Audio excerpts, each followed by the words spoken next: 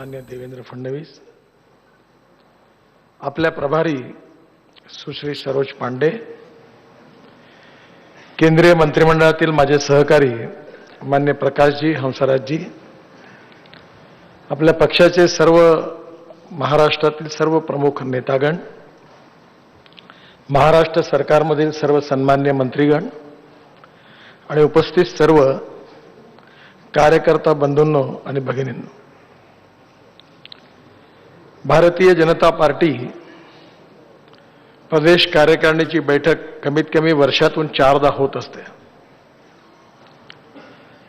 मला आज या बैठकीला आल्यानंतर सगळ्यात मोठी गोष्ट आठवली की ज्यावेळी मी भारतीय जनता पार्टीत प्रवेश केला त्यावेळी 1980 साली मी पहिल्यांदा पुण्यामध्ये राज्य कार्यकारिणीच्या बैठकीकरता आलो होतो.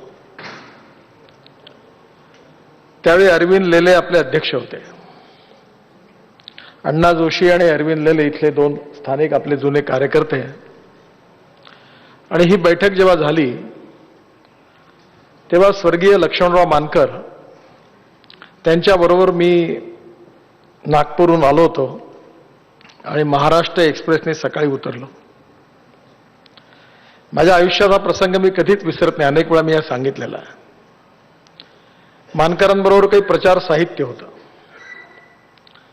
त्यामुळे मानकरांच्या बरोबर ते सगळं साहित्य खांद्यावर ठेवून 2 बॅग हातात घेऊन आणि त्यावेळी मी आणि मानकर चालत चालत पुणे स्टेशनच्या बाजूला पहिल्या प्लॅटफॉर्मवरून दरवाजाकडे येत असताना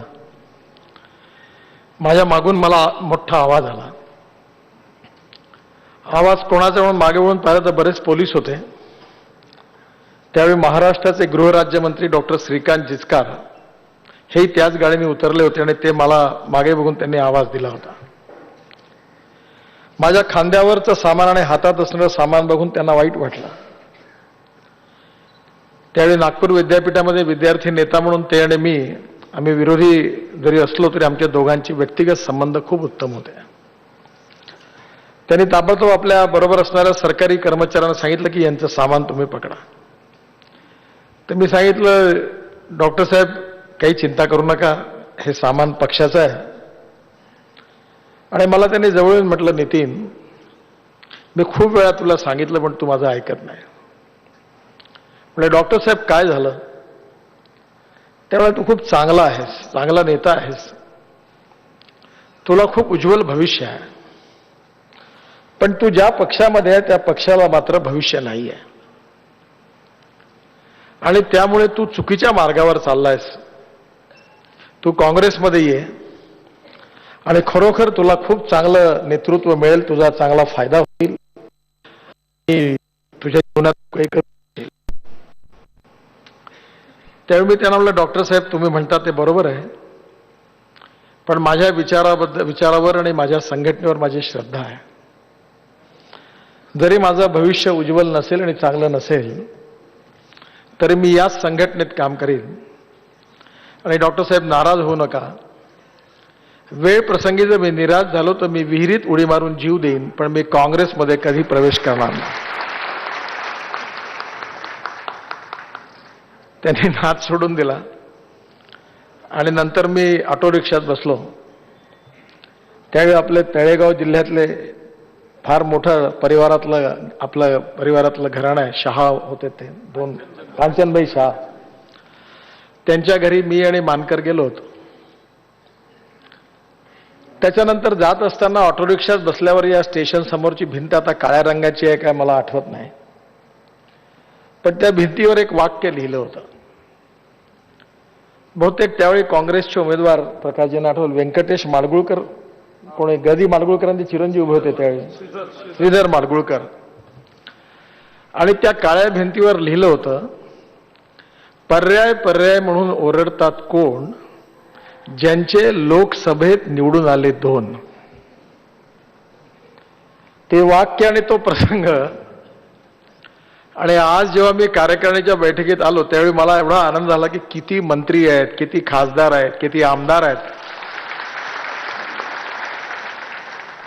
मुख्यमंत्री आपले आहेत, केंद्रीय मंत्री आपले आहेत. पोलीसवाले मागे आहेत. क्षणभर वाटतं आपण कुठून होतो आणि कुठे येऊन पोहोचलो. पण गीत चांगलं निवडलं होतं की ध्येयाचे भान असू द्या. ही सगळी परिस्थिती जी आहे ही बदलू शकते. मुख्यमंत्री माजी मुख्यमंत्री होऊ शकतो, केंद्रीय मंत्री माजी केंद्रीय मंत्री होऊ शकतो, खासदार माजी खासदार होऊ शकतो, आमदार माजी आमदार बनू शकतो.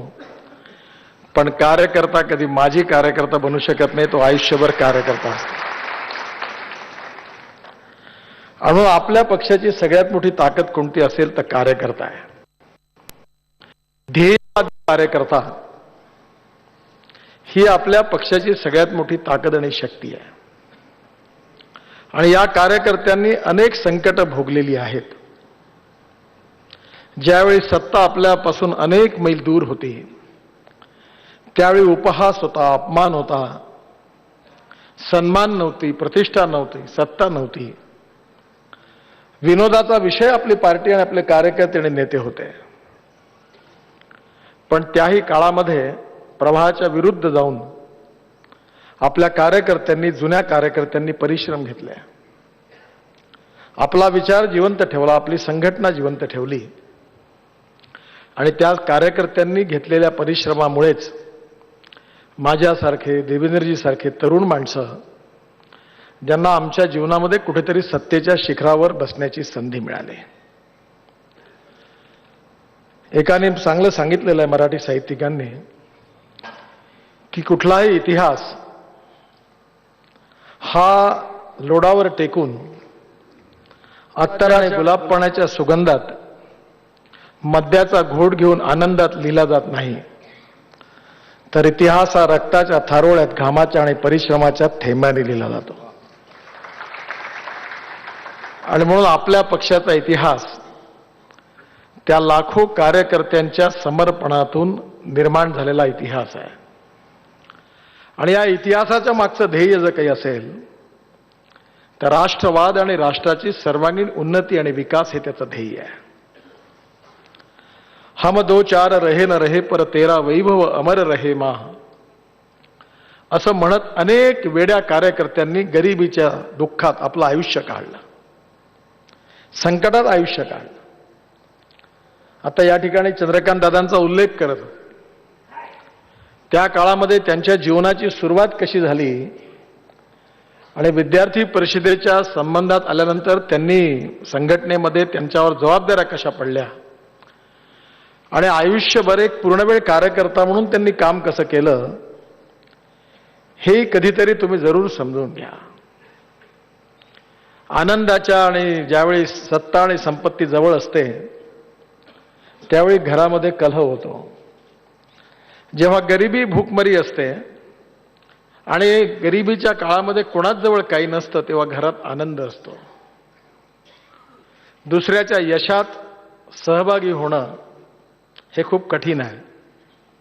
दुःखात सहभागी होणं सहज शक्य आहे. त्यामुळे चांगल्या दिवसामध्ये चांगलं राहणं हे खूप कठीण आहे आणि वाईट दिवसात चांगलं राहणं हे सहज, स्वाभाविक आणि नैसर्गिक आहे. आणि त्यामुळे येणारा हा जो काळ आहे याच्यामध्ये कधी कधी भीती जी वाटते की एवढा चांगला काळ आहे, एवढा अनुकूल काळ आहे, एवढी सत्ता आहे, मग या चांगल्या काळामध्ये आपल्या कार्यकर्ता म्हणून, आपली संघटना म्हणून, आपला विचार म्हणून आपण कसे राहू. आणि मला असं वाटतं की आपल्या याच जिल्ह्यातून, शहरातून रामभाऊ माळगी एक उत्तम कार्यकर्ते म्हणून त्यांनी आपल्यासमोर आदर्श निर्माण केला. आणि रामभाऊ माळगींनी असं सांगितलंय की आपला कुठलाही कार्यकर्ता पूर्णांक नाही आहे, आपण सगळे अपूर्णांक आहोत. समाजातल्या निरनिराळ्या स्तरातून सगळे चांगले वाईट लोक आपण पक्षामध्ये कार्यकर्ते म्हणून, नेते म्हणून स्वीकार करतो आणि संघटनेच्या माध्यमातून त्यांची गुणवत्ता वाढवत नेतो आणि त्यांच्यातले दोष कमी होऊन त्यांना एक चांगला कार्यकर्ता बनवण्याचा प्रयत्न करत असतो. आणि या प्रक्रियेतून जे कार्यकर्ते ताहून सुलाखून बाहेर निघतात त्यांना स्वाभाविकपणे नेतृत्व मिळतं आणि त्या नेतृत्वाकडे पुढे पाहून कार्यकर्ते काम करत असतात. पिढ्यानपिढ्या बदलल्यात. माणसं बदलली. कदाचित मी त्या काळात पहिल्यांदा ज्या कार्यकारिणीच्या बैठकीला आलो त्यावेळी प्रकाश जावडेकर आणि गिरीश बापट सोडल्यास मला नाही वाटत इथे कोणी असेल. आणि म्हणून त्याही परिस्थितीमध्ये आमच्यापैकी काही कार्यकर्त्यांना वसंतराव भागवत पाहायला मिळाले. आमच्यापैकी काही कार्यकर्त्यांना उत्तमराव पाटील पाहायला मिळाले. काही कार्यकर्त्यांना प्रमोद महाजनांबरोबर गोपीनाथ मुंडेंबरोबर काम करण्याची संधी मिळाली. पण आज अनेक कार्यकर्ते ज्यांनी आपल्या या पक्षाकरता परिश्रम केले, मेहनत घेतली आणि ज्यांच्या परिश्रमामुळे आपल्याला ही सत्ता दिसली ते आज आपल्यामध्ये नाही आहेत. आणि म्हणून स्वाभाविकपणे आपल्यावर जबाबदारी आहे की ज्या कार्यकर्त्यांनी आपल्या जीवनामध्ये ते स्वप्न बघितलेलं आहे, जो विचार बघितला आहे, जो ध्येय समोर बाळगलं होतं ते आपण किती प्रमाणामध्ये पूर्ण करू शकलो आणि ते पूर्ण करण्यामध्ये आपल्याला अजून किती पुढे जायचं आहे. एका इंग्लिश साहित्यिकाने म्हटलं की एक spark neglected burn the house. ठिणगी जर वेळीच विझवली नाही तर घर देखील जळल्याशिवाय राहत नाही. सगळ्यांनी सांगितलं बूथ प्रमुख झाले पाहिजे, रचना झाली पाहिजे, कार्यकर्ते झाले पाहिजे, संघटना झाली पाहिजे, सदस्य झाले पाहिजे. हे सगळं आवश्यकच आहे. हे सगळं त्यांनी महत्त्वाचंच सांगितलं. पण कुठलीही लढाई जी असते ती किती सॉफिस्टिकेटेड वेपन आहे याच्या आधारावर लढली जात नाही.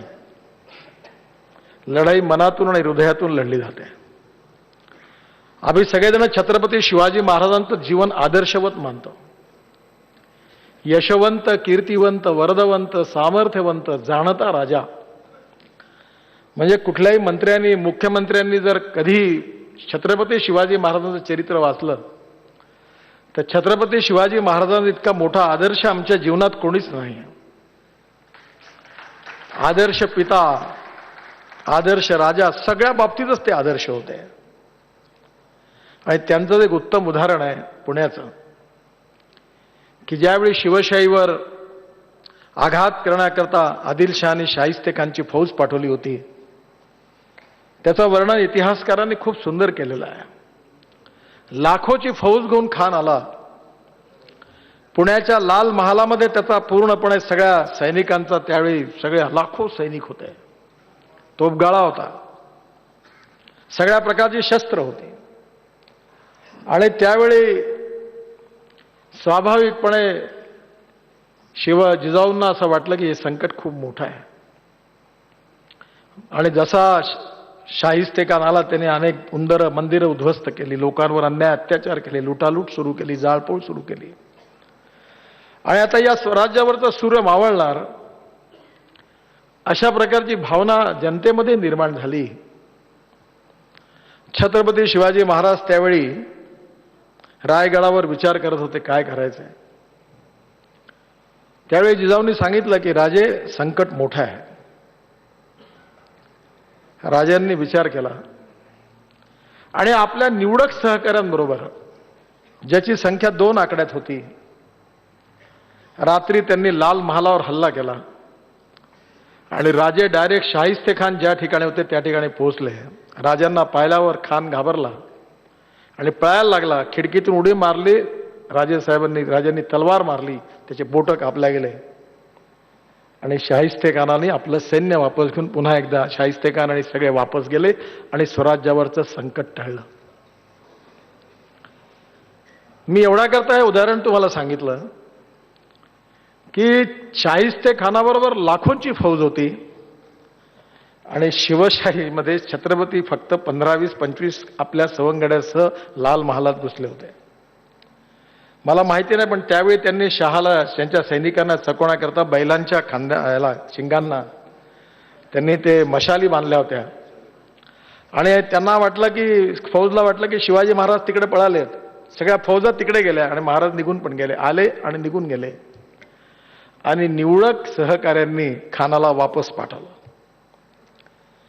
या लहानशा घटनेतला अर्थ एवढाच आहे की लाखाची असणारी फौज जी होती त्या फौजेमध्ये फौज होती, शस्त्रास्त्र होती, सगळ्या सॉफिस्टिकेटेड वेपन्स होते, सगळं काही होतं.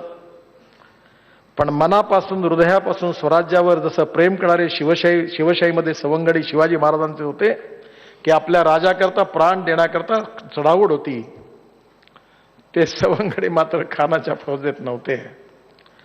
आणि म्हणून 10-12 सवंगड्यांसहित त्यांनी खानाला पराभूत केलं.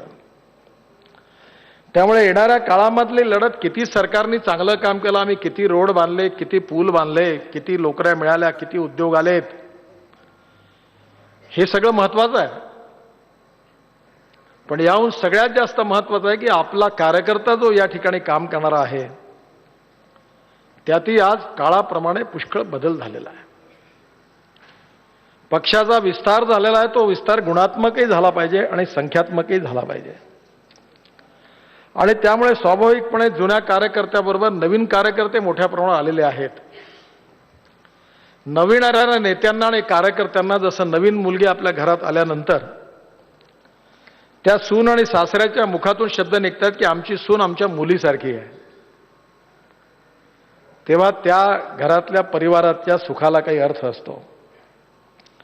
पण ज्या दिवशी येणाऱ्या सुनेचं आणि सासूचं भांडण रोज होणार असेल, तर बंगला जरी 1 लाख स्क्वेअर फूटचा असेल आणि लॉन जरी चांगली पाव एकराची असेल आणि सगळ्या प्रकारच्या सुविधा असल्या आणि मर्सिडीज गाडी जरी किती असल्या आणि घरात जर आनंद नसेल, तर त्या साधनाला कुठलाही अर्थ उरत नाही, ते सगळे निरर्थक ठरतात.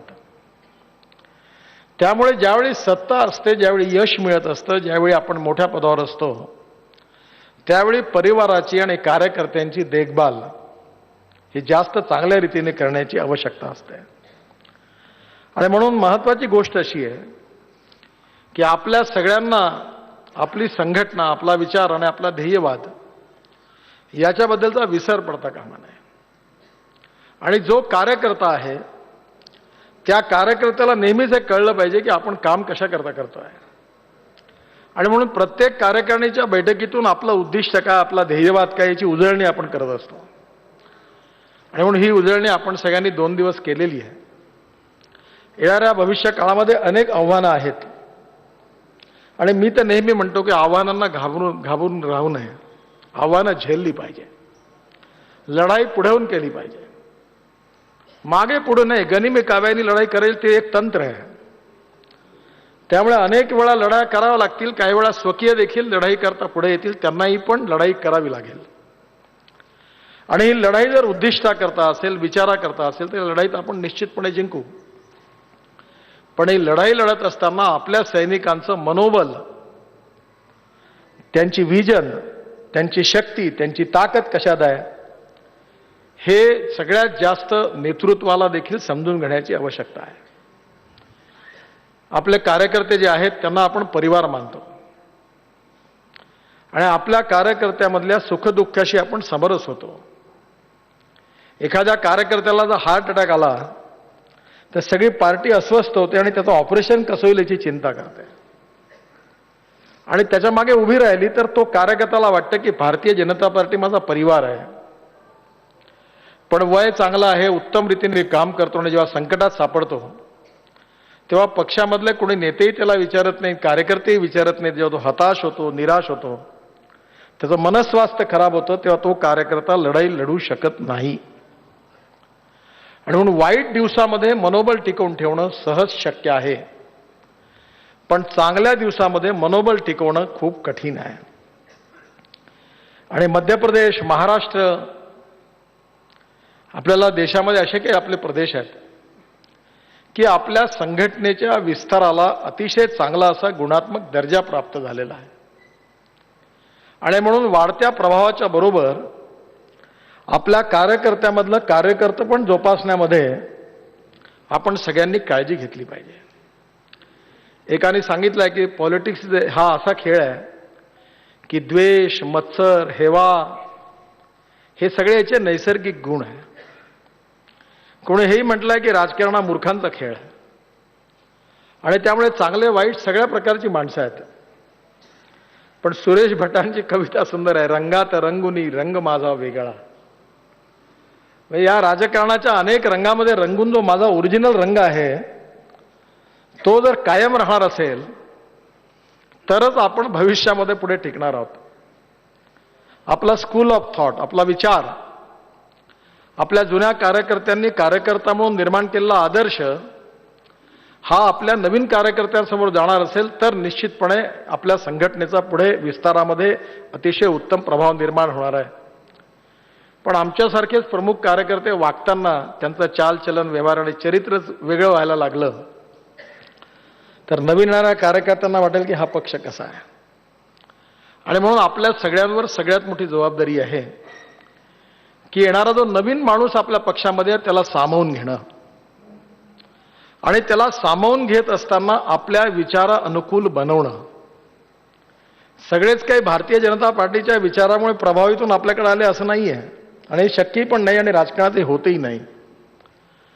जेव्हा दोन पक्षामध्ये पोलरायझेशन होतं आणि एक पक्ष जेव्हा जिंकतो आणि दुसरा पक्ष ज्याची संख्या कमी होत जाते तर साधारणतः सर्व पक्षामधली स्थिती असते की 10 ते 15% लोक विचाराकरता काम करणारे असतात आणि 50 ते 60% लोक असे असतात, मी त्यांना दोष नाही देत, की ते परिस्थिती बघून आपल्या व्यक्तिगत राजकीय जीवनात करिअर करण्याकरता कोणता पक्ष सोयीचा आहे आणि म्हणून तो पक्ष निवडतात. त्यात गैर नाही आहे, हे स्वाभाविक आहे. पण त्या येणाऱ्या कार्यकर्त्यावर पक्षाच्या विचाराचा आणि संघटनेचा प्रभाव पाडून जसे आपल्या जुन्या कार्यकर्त्यांची जीवनदृष्टी आहे, कार्यदृष्टी आहे, तशीच दृष्टी त्या कार्यकर्त्याची देखील निर्माण होऊ शकते. वसंतराव भागवतांनी अनेक लोक त्यांच्या काळात, उत्तमराव पाटील आपल्या पक्षामध्ये आलेत. तुम्हाला माहिती नसेल 1975 मध्ये ज्यावेळी इमर्जन्सी लागली आणि जेव्हा कोणी नेतृत्व नव्हतं तेव्हा महाराष्ट्रातल्या उत्तमराव पाटलांना अखिल भारतीय जनसंघाचं अध्यक्ष केलं होतं. हे कोणाला आठवत पण नसेल, परंतु मला विश्वास आहे की उत्तमराव पाटलांनी अतिशय कठीण काळामध्ये जनसंघाचं काम केलं. लक्ष्मणराव मानकरांनी कठीण काळात काम केलं आणि मला आठवतं की किती कठीण काळामध्ये या सगळ्यांनी काम केलेलं आहे. आणि असे अनेक कार्यकर्ते जे आहेत त्या कार्यकर्त्यांचं वैशिष्ट्य होतं की ते सगळेच काही राष्ट्रीय स्वयंसेवक संघातून नाही आले. त्यातले अनेक कार्यकर्ते निरनिराळ्या पक्षातून आले आणि आपल्या पक्षात आल्यानंतर आपल्या पक्षातले ध्येयवादी कार्यकर्ते कसे असतात तसेच ते कार्यकर्ते बनले. म्हणजे परिघाचा स्पर्श जो आहे ह्याचा जसा परिणाम आहे तसा स्वाभाविकपणे आपल्या संघटनेचा आणि आपल्या कार्यकर्त्यांचा परिणाम त्यांच्यावर झाला. आणि म्हणून येणाऱ्या काळामध्ये आपल्याला सामाजिक आर्थिक क्षेत्रामध्ये आणि राजकीय क्षेत्रामध्ये जर गुणात्मक परिवर्तन करायचं असेल तर संघटन शास्त्राच्या आधारावर असणारी जी संघटना आहे ती मजबूत केली पाहिजे. आणि मी नेहमी आग्रहाने सांगतो की संघटना ही खूप सत्तेमध्ये आपण कामं करू केलीच पाहिजे, पण human relationship is the biggest strength of politics. व्यक्तिगत मानवीय संबंध हे संघटन शास्त्रामध्ये सगळ्यात मोठी ताकद असते. आणि त्यामुळे अनेक नेते देशामध्ये असे आहेत की अनेक हवा निर्माण होतात आणि जातात, पण ते नेते पडत नाहीत, ते मजबूत उभे असतात, कारण त्यांचे रूट्स जनतेमध्ये, जनमानसामध्ये खोलवर रुतलेले असतात आणि ते खोलवर सहज रुतल्या जात नाहीत. तर आपल्या राजकीय जीवनामध्ये त्यांनी निरनिराळ्या जात, पंथ, धर्म, भाषा, भेद हे सगळं असतानाही त्यांनी आपल्या व्यक्तिमत्वातून, आपल्या संबंधातून संबंध जोपासून ते मोठे रूट शेवटपर्यंत जाऊन ते कार्यकर्ते सांभाळत असतात. आणि म्हणून येणाऱ्या काळामध्ये आपली संघटना ही कशी गुणात्मकरित्या त्याची वाढ होईल आणि येणारं युद्ध जे आहे त्याच्याकरता सगळे वेपन्स आपले अध्यक्ष, मुख्यमंत्री तुम्हाला देतीलच, पण त्यातलं मन जे आहे ते तुम्हाला तुमचं घडवायचं आहे आणि ही लढाई मनापासून लढायची आहे, तेव्हाच आपला विजय निश्चित होणार आहे. इंग्लिशमध्ये 3 शब्द आहेत: कोऑपरेशन, कोऑर्डिनेशन अँड कम्युनिकेशन. सहकार्य, समन्वय आणि संवाद. खरोखर आपल्याला आपल्या पक्षामध्ये आपण अभ्यास वर्ग घेतो, प्रशिक्षण वर्ग घेतो. मला संधी मिळाली माझ्या आयुष्यामध्ये विद्यार्थी परिषदेत काम करण्याची आणि विद्यार्थी परिषदेमध्ये त्यावेळी मदनदासजी, बाळासाहेब आपटे, सदाशिवराव देवधर आणि त्या काळामध्ये खरोखर आमच्या अभ्यास वर्गातून, प्रशिक्षणातून खूप चांगल्या गोष्टी शिकायला मिळाल्या. ओरिजिनल या गोष्टी माहिती नव्हत्या, यांना व्यक्तिमत्वामध्ये होत्या, सामान्य कार्यकर्ते होतो आणि त्यामुळे संघटनेच्या माध्यमातून चांगल्या गोष्टी शिकायला मिळाल्या.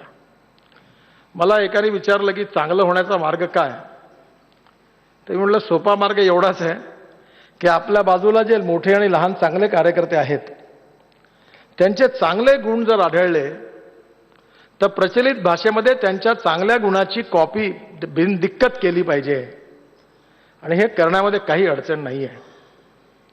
आणि एक गोष्ट खरी आहे, मी नेहमी लक्षात ठेवली की दुरून जी माणसं खूप मोठी दिसतात त्यांच्या जवळ गेल्यानंतर अनुभवातून लक्षात येतं की ती समजत होते तेवढी मोठी नाहीत, ती खूप लहान आहेत. आणि दुरून जी माणसं खूप लहान दिसत असतात त्यांच्या जवळ गेल्यानंतर अनुभवातून लक्षात येते ती खूप मोठी आहेत. आणि म्हणून चांगुलपणा हा केवळ मोठ्या नेतृत्वाजवळ आहे असं नाही, मोठ्या नेत्यांजवळ चांगल्या गोष्टी आहेतच, पण लहान कार्यकर्त्यांजवळ देखील चांगल्या गोष्टी आहेत. आणि जे जे चांगलं असेल ते आत्मसात करण्याचा प्रयत्न करणं हाच सामान्य कार्यकर्त्यामध्ये बदल करण्याचा चांगला मार्ग आहे. आणि म्हणून याकरता आपला एक दुसऱ्यामध्ये आपली टीम कशी आहे, आपल्या प्रदेशाची टीम चांगली असेल, जिल्ह्याची टीम चांगली असेल, विधानसभा क्षेत्रे चांगले, गावाची चांगली असेल, त्यामध्ये आपापसामध्ये समन्वय आहे की नाही. नाही तर पुणे मुंबईमध्ये डेक्कन क्वीनमधून अनेक वेळा आकर्षण आम्ही त्यावेळी प्रवास करायचो.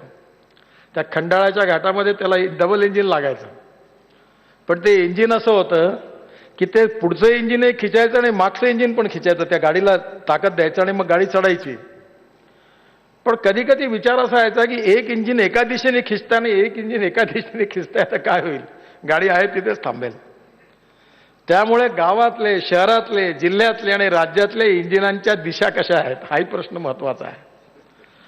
त्या दिशा एका दिशेने असल्या पाहिजे आणि एका दिशेने असल्यानंतर जो एक नेता बोलेल तेच सगळ्यांनी बोललं पाहिजे. त्याची विजन एक आहे आणि आपली विजन वेगळी आहे, तो एक सांगतो आपण दुसरं सांगतोय तर गडबड होईल. तुम्हाला जर सुचवायचं असेल त्याला सांगितलं पाहिजे की माझ्या मनातल्या 4 गोष्टी याही आहेत. आणि म्हणून येणाऱ्या काळामध्ये कार्यकर्त्यांमध्ये व्यक्तिगत संबंध जे आहेत, पारस्परिक संबंध जे आहेत, त्यातलं सहकार्य, सौहार्द आणि समन्वय हा मनाच्या प्रेमापासून अगदी जीवापासून किती आहे हे देखील वेपन्स आणि लढाईच्या वेळी किती शास्त्र महत्वाचं आहे, लढाई करता शस्त्र महत्वाची आहेत, पण त्याहीपेक्षा मानसिक स्थिती आणि त्यातलं सौहार्द, प्रेम आणि त्याच्या मनातली प्रेरणा देखील त्याहीपेक्षा जास्त महत्वाची आहे. आणि विशेषतः जेव्हा चांगला काळ येतो तेव्हा घराचे वासे फिरतात. मी एका प्रसिद्ध परिवाराच्या पार्टनरशिपमध्ये बसलो होतो. खूप करोडोची प्रॉपर्टी होती आणि मी त्याचा प्रमुख होतो. तेव्हा मी गमतीने त्यांना म्हटलं की तुम्ही आयुष्यात काहीच नसतं कमावलं, तुमच्या मागे या झंझटी नसत्या लागल्या. ते म्हणाले गोष्ट खरी आहे, घर नसतं तर घराची वाटणी करायची वेळ आली नसती, संपत्ती नसती तर संपत्ती वाटण्याची वेळ आली नसती.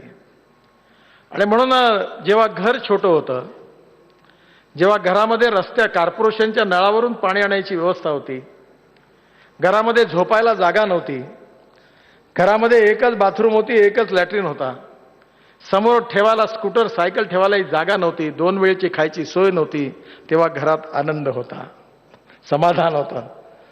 आणि जेव्हा घरामध्ये घर मोठं झालं, बंगला मोठा झाला, परिस्थिती बदलली, मुलं शिकले, इंजिनियर झाले, डॉक्टर झाले, त्यांचं लग्न झालं, परिवार मोठा झाला, सुना आल्या आणि मग घरामध्ये कली घुसला आणि घरामध्ये कलह सुरू झाला, एकमेकाची तोंड पाहणं बंद झाली.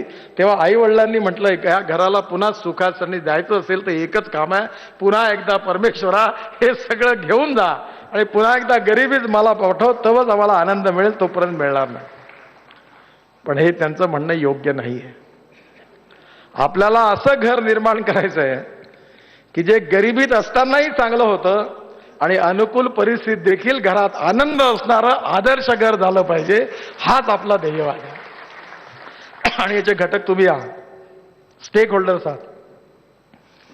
त्यामुळे घराच्या भविष्याशी तुमचा सगळ्यांचा संबंध आहे. आणि म्हणून नेहमी एक गोष्ट लक्षात ठेवा की जेव्हा तुमच्या मनापासून सगळ्या गोष्टी तुमच्या मनाप्रमाणे होतात तेव्हा तुम्ही चांगलं वागता, यात आश्चर्य नाही आहे, यात काही आश्चर्य नाही आहे. पण तुमच्या मनाच्या विरुद्ध तुम्हाला न पटणाऱ्या गोष्टी एकामागून जेव्हा एक होतात तेव्हा तुम्ही चांगलं वागता, हे चांगल्या कार्यकर्त्याचं सगळ्यात मोठं लक्षण आहे. या पक्षात कोणाच्या मनाप्रमाणे काही होत नाही, हे मी खात्रीने सांगतो. कारण मी भारतीय जनता पार्टीचा अध्यक्ष होतो.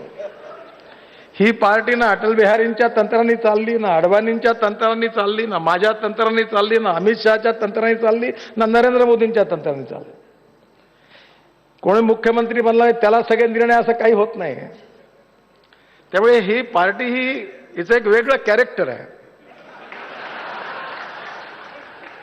म्हणजे काही बाकीच्या पार्ट्या अशा त्या पारिवारिक पार्ट्या आहेत. मुलगा मुलगी पुतण्या, बाप लेक बायको परिवार. या पार्टीमध्ये असं नाही आहे. ही पार्टी कार्यकर्त्यांची पार्टी आहे. त्यामुळे या पार्टीचं कॅरेक्टर इतर पक्षापेक्षा वेगळं आहे. आणि म्हणून त्या पक्षाचं जे कॅरेक्टर आहे ते समजून घेण्याची आवश्यकता आहे. त्यामुळे ही पार्टी कधीच कोणाची नाही झाली. आणि म्हणून आपल्या सगळ्या कार्यकर्त्यांना या पार्टीमध्ये सामूहिकरित्या एकमेकाला सहकार्य करून, आपसात सौहार्द समन्वय ठेवून आणि आपल्याला उद्दिष्ट ध्येयवाद जो समोर सांगितलं तिथपर्यंत पोहोचणं हे सामान्य कार्यकर्ता म्हणून आपल्याकरता मिशन आहे. आणि ते करण्याच्या दृष्टीने आपण सगळेजण विचार केलेला आहे आणि पुढे जातात, ही आनंदाची गोष्ट आहे. मला 2-3 गोष्टी फक्त सुचवायच्या आहेत. महाराष्ट्राने अनेक चांगल्या योजना आखलेल्या आहेत आणि यातल्या 2 चांगल्या योजना ज्या मला विशेष रूपाने आवडल्या, ज्याकरता मी माननीय मुख्यमंत्र्यांना आणि आपल्या मंत्र्यांना धन्यवाद देईन. की एक म्हणजे महाराष्ट्राची सगळ्यात मोठी समस्या फक्त पाण्याची आहे. आणि महाराष्ट्राचं भविष्य बदलवणं म्हणजे महाराष्ट्रामध्ये पाणी उपलब्ध करणं. देशामध्ये 46% इरिगेशन आहे, सिंचन आहे. सगळ्यात कमी सिंचन झारखंडमध्ये आहे, 5.6%. महाराष्ट्रामध्ये 18.6% आहे. आणि आज बाकीच्या याच्यात पंजाब आणि हरियाणामध्ये 96 आणि 98% आहे. आणि पाण्याची समस्या ही संपूर्ण देशाची समस्या नाही आहे. पाण्याची समस्या जी आहे ती महाराष्ट्र, कर्नाटक, आंध्र प्रदेश, तेलंगणा, छत्तीसगड, झारखंड, गुजरात, ओरिसा, राजस्थान, मध्य प्रदेश आणि उत्तर प्रदेशचा बुंदेलखंड. आणि आपल्या देशामध्ये जेवढं पाणी पडतं त्यातलं 10 ते 15% पाणी हे तलाव आणि डॅममध्ये आपण अडवून ठेवतो आणि 10 ते 15% पाणी जमिनीमध्ये कॉन्झर्वेशन होतं आणि 70% पाणी समुद्रात वाहून जातं. आणि म्हणून आपल्याला धरणंही बांधली पाहिजे, तलावही निर्माण केले पाहिजे, तलावाचंही खोलीकरण केलं पाहिजे, नद्याचंही खोलीकरण केलं पाहिजे.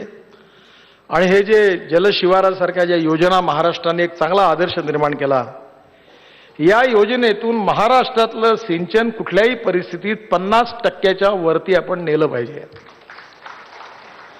आणि ज्या दिवशी महाराष्ट्रातलं सिंचन 50%च्या वरती जाईल त्या दिवशी महाराष्ट्रातला एकही शेतकरी आत्महत्या करणार नाही.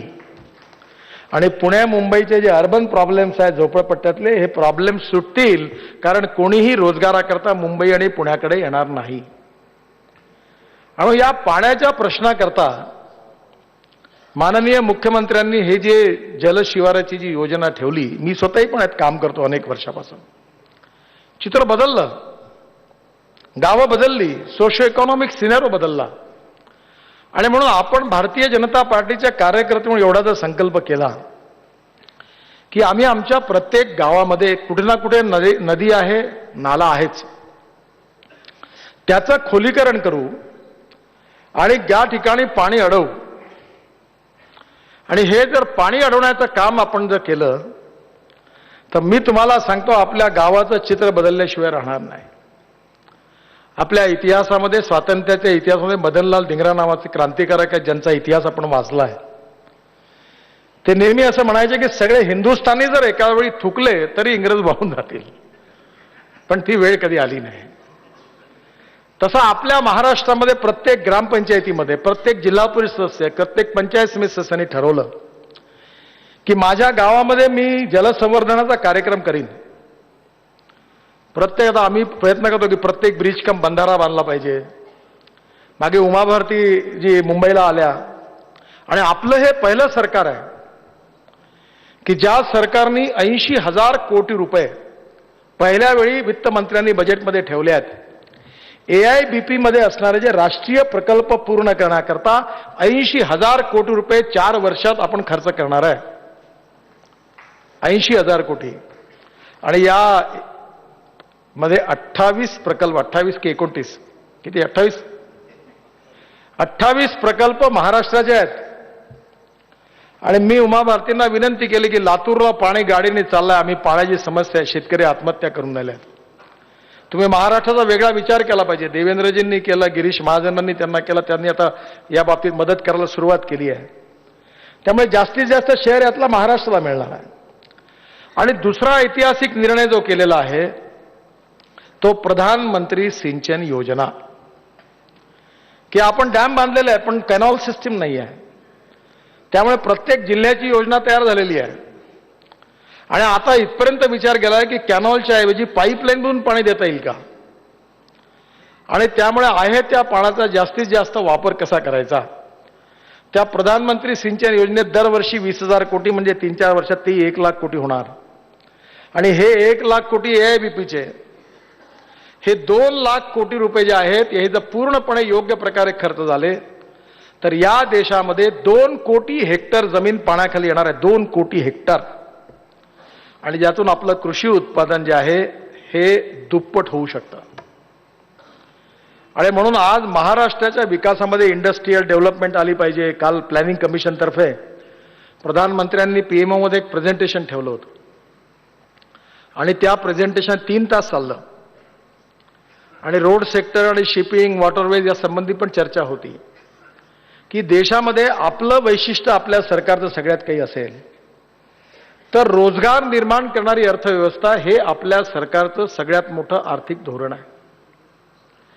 पंडित जवाहरलाल नेहरू असं म्हणायचे की वी वॉन्ट मॅक्झिमम प्रोडक्शन. पण महात्मा गांधी आणि पंडित दीनदयाल उपाध्यायांनी सांगितलं की we want maximum production with the involvement of maximum number of persons. जास्तीत जास्त लोकांच्या सहभागातून जास्तीत जास्त उत्पादन झालं पाहिजे. त्यामुळे येणाऱ्या काळामध्ये आपल्याला रोजगार निर्माण करणारी अर्थव्यवस्था निर्माण करायची आहे आणि हे आपण करू शकतो. मी माझ्या विभागामध्ये एक टार्गेट ठरवलं. कठीण आहे ते, पूर्ण होईल की नाही मला माहिती नाही. पण ठरवलं की 5 वर्षामध्ये 25 लाख कोटी रुपयाची कामं करायची, 4 कोटी तरुणांना रोजगार उपलब्ध करायचा आणि 2 ते 3% GDP देशाचा वाढवायचा. आता हे एवढं मोठं टार्गेट पूर्ण करणं हे कठीण आहे पण अशक्य नाही आहे. आता मी 2.5 लाख कोटी रुपये पहिल्या 2 वर्षात कामं दिली. आता या 26 मे पासून या 26 मे मला 5 लाख कोटी रुपयाची कामं करायची आहे. पैशाची कमी नाही आहे, टेक्नॉलॉजी कमी नाही आहे, भरपूर पैसा आहे. म्हणजे ते फायनान्शियल मॉडेल एखाद्या वेळी सांगेन मी कसं आहे, त्यात काही अडचण नाही आहे. पण या प्रकारचा माइंड सेटअप तयार करून ही कामं ग्रामीण क्षेत्रात जास्त झाली तर निश्चितपणे देशाचं भविष्य बदलण्यामध्ये मदत होणार आहे. आणि देश बदलतोय. हा जो नारा आहे मेरा देश बदल रहा है, आगे बढ़ रहा है, हा खरा आहे. पण हा खूप पुढे बदलवायचा आहे. या देशाला भय, भूक, आतंक, भ्रष्टाचारापासून मुक्त करून सुखी, समृद्ध, संपन्न, शक्तिशाली देश, हे आपलं स्वप्न आहे, हे आपला ध्येयवाद आहे. आणि ज्ञान, विज्ञान आणि तंत्रविज्ञान, इनोव्हेशन, एंटरप्रेन्योरशिप, रिसर्च हे नॉलेज आहे. आणि conversion of knowledge into wealth हे देशाचं भविष्य आहे. आणि म्हणून टेक्नॉलॉजीचा उपयोग करून ग्रामीण भागामध्ये, कृषी क्षेत्रामध्ये आपण नवीन नवीन उपक्रम चालवतो आहे. पण त्याचबरोबर आपला ध्येयवाद जो आहे तो भय, भूक, आतंक, भ्रष्टाचारापासून मुक्त असणारा देश, सुखी, समृद्ध, संपन्न, शक्तिशाली देश, आणि असा देश की जगातली नंबर 1 ची महाशक्ती आहे असा देश. आणि म्हणून आपण म्हटलंय की हा ध्येयवाद आहे, 2 4 रहे न रहे तेरा वैभव अमर रहे मा. तर आपला विचार करू नका. जो आपला विचार करतो त्याला काही मिळत नाही, आणि जो देशाचा, समाजाचा विचार करतो त्याला आपोआप सगळं मिळतं. जो पाहिजे पाहिजे म्हणेल त्याच्यापासून मिळणारं दूर जाईल, आणि जो नको नको म्हणेल त्याच्यापुढे येऊन त्याच्या जबर त्याच्या छातीवरून बसेल की हे घे. स्वतः काही मिळवण्याकरता आर्टिफिशियल प्रयत्न करू नका. हे किती खरं असलं, अनेक लोकांनी मीडियावर खूप पैसे खर्च केले, आपले फोटो छापले, सगळ्या मीडियाचे PRO अपॉइंट केले, हे मी अनेक लोक बघितले आहेत, पण ते नेते नाही बनले. मीडिया कोणाला नेता बनवू शकत नाही. नेता तुमची गुणवत्ता, तुमचं कर्तृत्व, तुमचं कार्य हेच तुम्हाला मोठं करणार आहे. आणि व्यक्तिमत्वामध्ये असणारे गुण वाढवून शिक्षण, सेवा, विकास अनेक क्षेत्रामध्ये तुम्ही जेवढं चांगलं काम कराल त्यातून जे गुडविल प्राप्त होईल, त्यातून समाजामध्ये तुमची, पक्षाची आणि सरकारची विश्वासार्हता निर्माण होईल. आणि त्या विश्वासार्हतेतून पक्ष मोठा होईल आणि तुम्ही मोठे व्हाल. म्हणून कार्यावरची निष्ठा महत्वाचं आहे. खूप लोक गुच्छ आणतात, खूप हार घालतात, काही होत नाही. मी म्हटलं आता हारापासून वर्मी कल्चर खत तयार करायची योजना आखा. सगळ्या हे फार फसवे आहेत बरं. मी आजपर्यंत बघितलं की हे विमानतळावर ते लोक काही यशस्वी खेळाडी आहेत, दिल्लीतही आहे, मुंबईतही आहेत. नेता जो बनेल त्याच्याकडे पेढ्याचा पुढा घेऊन जातात, हार शाल घालतात, काही प्रेमाने घालतात, सगळे असे नाही आहेत. पण तुम्ही कोणाच्या गळ्यात किती हार घातले, त्याचे किती फोटो छापले, किती कटआउट लावले, तरी काही खरं नाही. म्हणजे सोलापूरला गेलो होतो, मी पक्षाचा अध्यक्ष होतो, तेव्हा त्यावेळी ते फोटो काय हे मोठे मोठे कटआउट लागले. आजकाल टेक्नॉलॉजी बदलली, त्यामुळे पहिली सोय नव्हती. आता काही झालं का कोणाचाही वाढदिवस आहे, तू केलं का? काहीच केलं नाही, पण फोटो असा मोठा लागतो, बस यंदा वाढदिवसाच्या शुभेच्छा. यांचा जन्म फक्त त्यांच्या आईवडिलांचंच योगदान आहे, बाकी काही नाही. फोटो मोठा लावतात. ते कधी नगरसेवकही निवडून येत नाही, विधानसभेत यायचं कारण नाही, लोकही त्यांच्यावर विश्वास ठेवत नाही. हे खाया पिया कुछ नाही, ग्लास पुढे 98 मला काम आहे पुढे बघा. गरीब माणसाचे संवेदनशील रीतीने सुखदुःख समजून त्यांच्यामध्ये आपण चांगलं काम केलं, विकासाचं काम केलं, सेवेचं केलं, शिक्षणाचं केलं, तर स्वास्थ्यविषयक सुविधांचं केलं तर खूप फायदा होतो. यावेळी खूप चांगली गोष्ट आमच्या नागपूरला झाली. माझा वाढदिवस आणि देवेंद्रजींचा वाढदिवसाच्या मध्ये आमचा एक चांगला कार्यकर्ता आहे संदीप जोशी म्हणून, आणि या काळामध्ये त्यांनी वैद्यकीय शिबिर घेतलं. गिरीश महाजन जळगावमध्ये घेतात, त्याच्यावर मी पण शिकलो. मी पण बरेच कार्यक्रम हे घेत असतो. आणि या काळामध्ये त्यांनी लाखो लोकांनी आपलं हे केलं, काम केलं. त्यांचे 25,000 ऑपरेशन्स केले. आणि तुम्हाला सांगतो हे इतकं मोठं काम आहे की मी महाराष्ट्रात असल्यापासून मी एक काम करतो, हार्टचे ऑपरेशन्स करतो. जीवनदायी योजनेत करतो, सरकारमध्ये करतो. 6,000पेक्षा मी जास्त हार्टचे ऑपरेशन्स करून दिले. 60,000 लोकांना चष्मे दिले माझ्या लोकसभा क्षेत्रात. फक्त 24,000 लोकांच्या कॅटरॅक्टचे ऑपरेशन केले. आणि 4 हॉस्पिटल ऑन व्हील आम्ही दीनदयालच्या नावाने चालवतो. मी हारत नाही लोकसभा. आता ज्याचे ऑपरेशन केले मी, ते तर मला कमीत कमी मत देणार आहे. त्यातले मुसलमान आहेत, दलित आहे, वेगवेगळ्या झोपडपट्टीतले लोक आहेत. त्यांच्या हृदयापर्यंत मी पोहोचू शकलो, कारण मी नाही केलं हे. पण आपल्याच कार्यकर्त्यांनी मिळून जेव्हा या अनेक खूप मेडिकल शिबिर घेतले. 4.5 लोकांचे लिस्ट आहे माझ्याकडे नागपूर शहराची. त्यांचा मेडिकल डायग्नोसिस केला. आणि मी जेव्हा अनेक वेळा भेटतो तेव्हा माझ्याकडे अनेक लोक, मी जेव्हा नागपूरला असतो भेटायचे, लोक गुच्छ घेऊन येतात. एक कार्यकर्ता आहे पूर्व नागपूरमधला, त्या एकट्याने 700 हार्टचे ऑपरेशन्स केले आहेत माझ्याकडे लोक आणून. तो झोपडपट्टीत फिरतो, मी तर स्कूटर दिली. तो झोपडपट्टीत फिरतो आणि लोक गोळा करतो, कोणाच्या हार्टची बिमारी आहे का. आणि तुम्हाला सांगतो, ती जी माणसं माझ्याकडे येतात त्यांची जात मला माहिती नाही, पंथ माहिती नाही, धर्म माहिती नाही, पार्टी माहिती नाही. पण माझ्या हातात ते काही म्हातारे असतात, लंगडत तुळत हातात माझ्या पुष्पगुच्छ देतात. मी त्यांच्या डोळ्याकडे बघतो, त्या डोळ्यात अश्रू असतात. मी सहज एकदा ठरवलं की खूप लंगडे लुळे आहेत, दिव्यांग आहेत. त्यावेळी मी ठरवलं की यांना आपण चांगले पाय लावू. आणि म्हणून जर्मनीतून पाय आणले. आणि या 50 तरुणांना पाय मिळाले. ते बुलेट चालवायला लागले, धावायला लागले, फुटबॉल खेळायला लागले. आणि माझ्याकडे ते सगळे एकत्रित गोळा झाले. आता ती 100 संख्या झाली आहे. आणि ज्यावेळी ते लोक धावायला लागली, पळायला लागली, फुटबॉल खेळायला लागली, बुलेट चालवली त्याने माझ्यासमोर, त्याच्या चेहऱ्यावरचा आनंद बघून मला एवढा आनंद झाला की मला मंत्रिपद मिळालं नाही त्या दिवशी देखील जेवढा आनंद झाला त्याच्यापेक्षा जास्त आनंद त्या मुलांच्या चेहऱ्यावरचा मिळाला. हे मंत्रिपद वगैरे फालतू आहे, याच्यात फार गुंतू नका. हे तुम्हाला जसे आहेत ना, हे पोलीसवाले आता माझ्याकडे 25 जण आहेत, रस्ते बंद करतात. मी म्हटलं कशा करता, मला काही धोका नाही. जसं तुमचं मंत्रिपद जाईल हे सगळे कमांडो लाईनीने 5 मिनिटाच्या आत घरी निघून जातील, कोणी तुमच्यावर येणार नाही. आणि मंत्रिपद फक्त 5 वर्षाकरता आहे. हे सगळं जे दृश्य जे आहे ना हे टेम्पररी आहे. ह्या सलाम्या सॅल्यूट अर्धे लोक त्याच्यातच आहेत. मी विधिमंडळात होतो, नाव नाही सांगत तुम्हाला, एक आमचे मंत्री सतत त्यांनी तक्रार करते की रेस्ट हाऊसच्या चादरी चांगल्या नाहीत. नाव नाही सांगत. मी एक दिवस म्हटलं अहो कशा करता चादरीचा विचार करा, नाही तर आपली नवीन चादर घ्या. मी जेव्हा युनिव्हर्सिटीत स्टुडंट फील्डला याला उभं होतो विद्यार्थी संघाच्या अध्यक्षाला, तर UR ठेवले MLA हॉस्टेलमध्ये. आता ते UR बरोबर टावेल नव्हते, तर त्या चादरीनेच अंग पुसलं आणि काही UR चादरी घालून घेऊन गेले. त्याचे पैसे भरावे लागले MLA हॉस्टेलला, कारण त्यांनी चादरीच नेल्या. आता या चादरीत काय ठेवलं आहे, या गाडीत काय ठेवलं आहे? ही गाडी तर सरकारी बिलकुल बेकार, मी वापरतच नाही. माझा ऍक्सिडेंट झाला तेव्हापासून मी ठरवलं मी सरकारी गाडीतच नाही बसणार. माझा पाय तुटला, माझा परिवार संकटात गेला, कारण तिथे सुरक्षेच्या तेवढ्या सोयी नाहीत. ही गाडी टेम्पररी, हा पिये चहापेक्षा किटल्या गरम.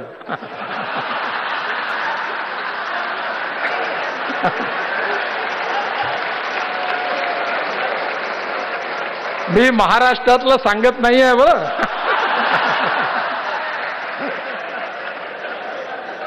एखादी टोपी जर योगायोगाने फिट बसली असेल तर त्याला योगायोग समजा. म्हणजे मी काहीच म्हणत नाही, तोच सांगतो. साहेब येणार आहे. एकदा मी गेलो नांदेडला, तर माझी गाडी पहिल्या प्लॅटफॉर्मवर आली. तर मी विचार केला हे कसं झालं. तर माझ्या PAने स्टेशन मास्टरला फोन केला, गडकरी साहब आ रहे हैं, उनके पैर में तकलीफ है, पहले प्लेटफॉर्म पर गाडी लगाओ. अरे मी म्हटलं तू कशाला सांग. हे जेवढे लोक जे पोलीस अडवतात ना ट्रॅफिक, मी खाली मान घालतो की माझा चेहरा बघू नये म्हणून. ते जे स्कूटरवाले असे बघत असतात, हा कोण माणूस आहे ज्याने रस्ता थांबवला. ऐसा है क्या, नितीन गडकरी आया हमारा समय खराब कर रहा है, अशा नजरेने बघत असतात. काही लोकांना याच्याचा आनंद आहे, तो सायरन वाजून हो हो हे मोठे खुश होतात. वाजवा सायरन वाजवा म्हणतात अजून. हे सगळे उपकरण टेम्पररी आहेत, यात काही ठेवलेलं नाही आहे. याच्यात बिलकुल गुंतू नका. तुम्ही जे शाश्वत संघटनेचं काम जमिनीवर कराल, तुमची नम्रता, शालीनता, सहजता, सज्जनता, सर्वसमावेशकता, तुमचा अप्रोच महत्वाचा आहे. आणि मग येणाऱ्या काळामध्ये हे सगळं करत असताना नेमकं हार्ट ऑफ द सब्जेक्ट समजून घ्या. आणि तो जर तुम्ही समजला तर आनंदच आनंद आहे. लोक अनेक आनंदी आहे याचं कारण त्यांना काही मिळालंच नाही म्हणून आनंद आहे. मी नेहमी म्हटलं की आमच्या पक्षात दुखी लोक कोण आहे? ज्यांना आजपर्यंत आयुष्यात नगरसेवकाचं तिकीट मिळालं नाही, MLAचं मिळालं नाही, मंत्रीपद, ते दुखी नाही आहे. जे नगरसेवक बनले ते याकरता दुखी आहे की त्यांना आमदारकीचं तिकीट मिळालं नाही. जे आमदार बनले ते याकरता दुखी आहे की त्यांना मंत्री नाही बनवलं. जे मंत्री बनले ते याकरता दुखी आहे की त्यांना चांगलं खातं नाही मिळालं. आणि ज्यांना खातं मिळालं नाही त्यांना वाटते का पुढे मागे मुख्यमंत्र्याची संधी आहे का मला, मी जाओ. आणि सुख आणि दुःख हे मानण्यावर आहे. जनतेच्या नजरेमध्ये नेताजी सुभाषचंद्र बोस, लोकमान्य टिळक, जयप्रकाश नारायणन, श्यामाप्रसाद मुखर्जी, दीनदयाल उपाध्याय हे कुठे होते? कोणत्या लालदिव्याच्या गाड्या भेटल्या यांना? आज आपण त्या सगळ्यांची आठवण समाजात ठेवतो, याचं कारण आपला इतिहास, संस्कृती आणि विरासत हे सांगते. तेव्हा आपण तेवढे मोठे नाही आहोत. आपल्याला जाणीव आहे आपल्यामध्ये दोष आहेत, पण ते दोष कमीत सगळे तुमच्यामध्ये, माझ्यामध्ये, सगळ्यांमध्ये आहेत. पण ते दोष दुरुस्त केले पाहिजे. माझ्यामध्ये खाण्याचा दोष होता, मी नाही दुरुस्त करू शकलो, पण डॉक्टरनी दुरुस्त करून टाकला. तर मला एकाने विचारलं, Nitin ji I appreciate you, क्या कंट्रोल रखा आपने? मी म्हटलं मैंने कंट्रोल नहीं रखा, मेरे नियत में फर्क नहीं पड़ा, पर डॉक्टर ने पेट कम कर दिया इसलिए खा नहीं सकता. त्यामुळे माझ्यासमोर ठेवलं की मी प्लेटमध्ये जास्त टाकून घेतो, कारण माझी नियत आहे खाण्यात. पण मी एकच समोसा खाल्ल्यावर पोट भरतं, कारण मी खाऊ शकत नाही. ही डॉक्टरनी तयार केलेली मर्यादा आहे. त्यामुळे काही मर्यादा स्वतः टाका, आणि नसतील तर डॉक्टरकडे जाऊन टाकून या. डॉक्टर कोण ठरवायचा ते तुम्ही ठरवा. पण प्रकृती आणि स्वास्थ्य बरोबर असलं पाहिजे. बरोबर आहे रावसाहेब? स्वास्थ्य उत्तम असलं पाहिजे. योग डे आहे आता 21 तारखेला. येणाऱ्या काळामध्ये अनेक संकटातून समस्यातून जायचं आहे आणि समस्या या जीवनामध्ये असणारच आहेत. आणि मी नेहमी एक गोष्ट लक्षात ठेवू, there are some people who convert problems into opportunities and there are some people who convert opportunities into the problems. समस्या से लड़ते रहो. लढना ये मर्दानगी है, छुपना नाही कभी. कोणी आला समोर तर दोन ठोकाल बाहेर, मागे नाही जायचं. Offence is the best defence. कोणाच्या वाटी जायचं नाही, कोणाला त्रास द्यायचा नाही, आणि कोणी आडवा आला उभा तर त्याला उपटल्याशिवाय राहायचं नाही. मृत्युंजय नावाचं मराठीतलं सुंदर पुस्तक आहे. मला आवडणारं पुस्तक आहे. शिवाजी सावंतांचं कर्णाच्या जीवनावर आहे. त्यात फार सुंदर वाक्य लिहिलं होतं. एक एक वाक्य सुंदर आहे. त्यातलं एक वाक्य मी आयुष्यात विसरलो नाही. ते वाक्य असं होतं की सामर्थ्यवान माणूसच शांतता किंवा अहिंसा प्रस्थापित करू शकतो. दुर्बल माणसांनी अहिंसेवर आणि शांततेवर कितीही भाषणं केली तरी समाज त्याला किंमत देत नाही. म्हणून आपल्याला हिंसक बनायचं नाही आहे. आपला दृष्टिकोन रचनात्मक असला पाहिजे, विकासाभिमुख असला पाहिजे, सर्वसमावेशक असला पाहिजे, पण त्याचबरोबर आपण शक्तिशाली असलं पाहिजे. आणि नाशिकमध्ये भाऊसाहेब जेव्हा अध्यक्ष होते तेव्हा शरदरावांच्या बहुतेक त्यावेळी 100% भाजप ही त्यावेळी भाऊसाहेब त्यावेळी ते 100% भाजपला दिला. याचा अर्थ आपण कोणा पक्षाच्यावर युती करणार नाही वगैरे असं काही नाही आहे. पण आपल्या पक्षाचा, आपल्या विचाराचा कायम विस्तार करणं हा आपला कार्यक्रम आहे. माझ्या म्हणण्याचा कुठेही चुकीचा अर्थ तुम्ही लावू नका, मीडिया पण लावणार नाही. पण आपला विस्तार झाला पाहिजे. आपला विचार सर्वसमावेशक असला पाहिजे. आपला विचार समाजातल्या तळागाळातल्या शेवटच्या माणसापर्यंत पोहोचला पाहिजे. आणि हे आपलं नैसर्गिक कर्तव्य आहे. आणि त्यामुळे आपल्या संघटनेचा विस्तार करण्याची प्रेरणा, त्याचा कार्यक्रम या बैठकीतून आपल्याला मिळालेला आहे. याचा पूर्ण उपयोग करून येणाऱ्या काळामध्ये आपल्या पक्षाला महाराष्ट्रव्यापी करण्यामध्ये तुम्ही सगळेजण यशस्वी व्हाल असा विश्वास व्यक्त करतो आणि माझं भाषण संपवतो. धन्यवाद.